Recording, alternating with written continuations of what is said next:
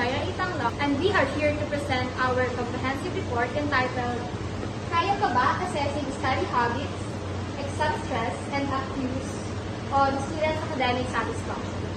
So, we came up with this title because of these variables. So first is age that serves as our demographic profile. Next is how many hours do you study for exam. Next is how stressed do you feel during exam. The fourth one is how many academic related apps do you use. And the last one is how satisfied are you in your academic performance. So to begin with, I am calling Ms. Kyra Batan to start the age which serves as our demographic profile. So good morning everyone. My name is Batan Ayerjin. So I'm going to discuss the demographic profile, which is the age. So this is the table. So this data shows that the most respondents belong to the 18 to 29 age group. This suggests that the majority of the participants are young adults and primarily in their early or mid-20s. Additionally, this distribution indicates that most respondents are in their early stages of their academic journey. Next is, this is the chart which shows that 18 to 29 age group conquered most. The next table is the measurement of central tendencies, which is the mean. So the mean age is 23. Suggests that respondent is slightly older than average first-year college student. Typically falls 18 to 19 age range. This may indicate that some respondent took gap years, shifted programs, or followed different academic paths. Next one is the median and mode. So the median age is 21, which indicates that half of the respondents are younger and half are older, while the mean is slightly higher. Most still falls within typical college age range. The lower median suggests the presence of older students, but they do not dominate the distribution. Then the mode of 18 to 29 years with respondents of 31 indicates that most frequently occurring age. Since the data is unidominal, a single dominant age range emerges, suggesting most students share similar age range. Good morning everyone, I'm Melissa Paula. So I'm going to discuss the next variable, which is the hours of study. So as you can see, we have here a categorical frequency table. So I use the categorical frequency table because as you can see in our data, our data was not that big. So we have here a 19 total of classes. Then sa frequency naman, we have a total of 38. And sa percent naman, nag-equal siya sa 99.9% or 100%. So next is pie chart. So yung sa frequency table ko and sa pie chart, iisa lang naman sila ng interpretation. So ito na lang yung i-represent ko.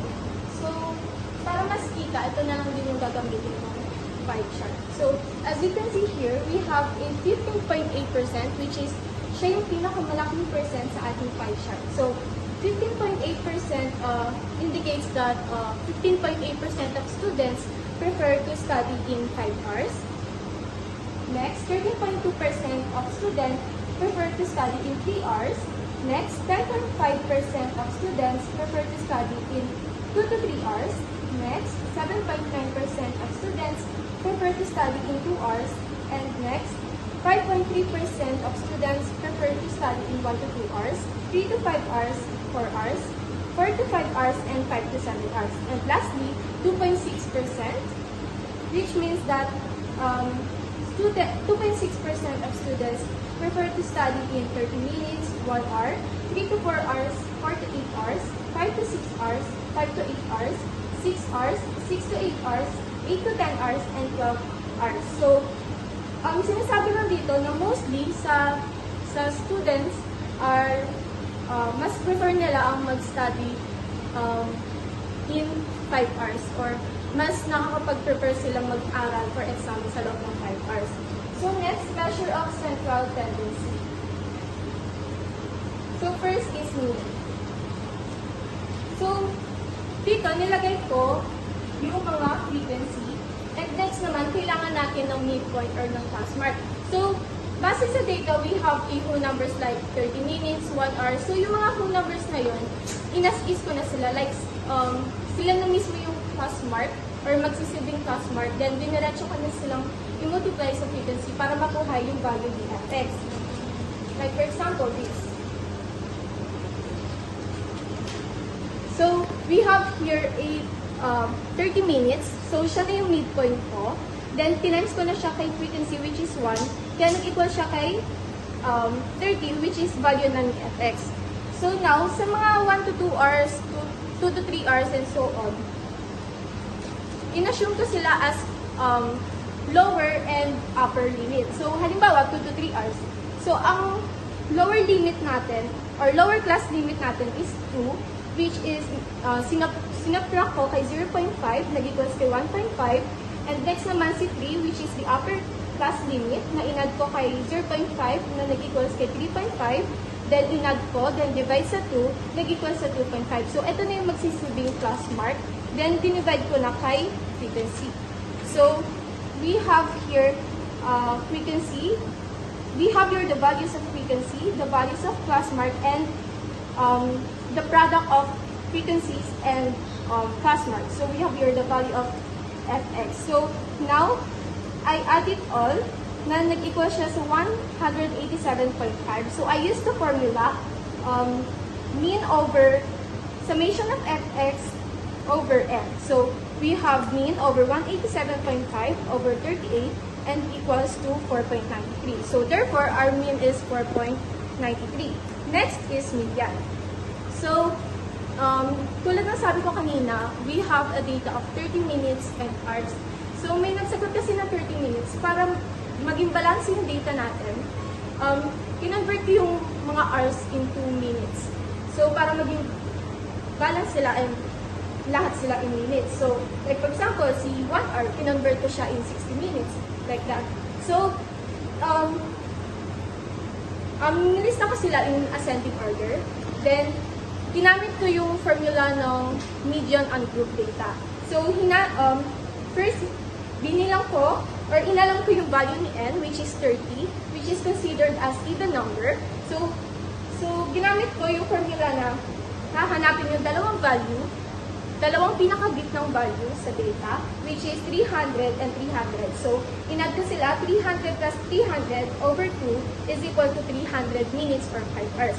So, therefore, our median is 300 minutes or 5 hours. Next is mode. So, tulad sa median, kinonvert ko rin into minutes yung mga hours. And, ginawa ko sila in ascending order. So, ang pinakamaraming frequency is si 300 minutes or 5 hours. And siya lang yung isang number na nag-appear ng maraming beses, which is 6 times. So, unimodal siya. And that's all for my talk. Good morning. We're going to tackle about stress level during exam. And this is our frequency table.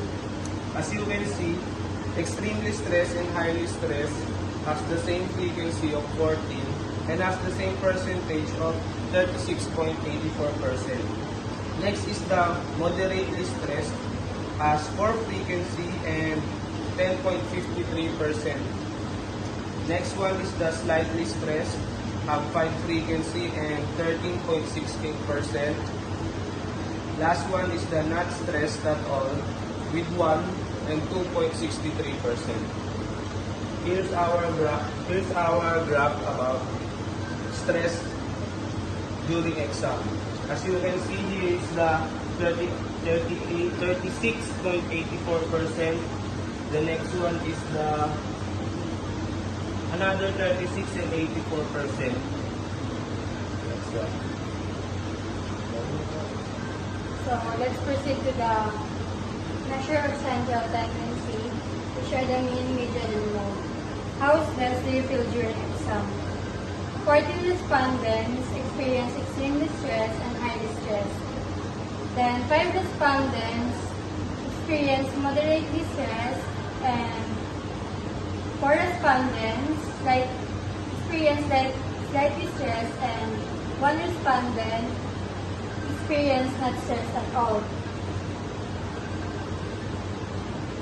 So, sa pagkuha ko namin, gumamit ako ng Likert scale and ang kinalabasan ng paggamit ko ng Likert scale is 3.92 and nag-aano siya sa highly stressed. Then the median. Sa median, stress level is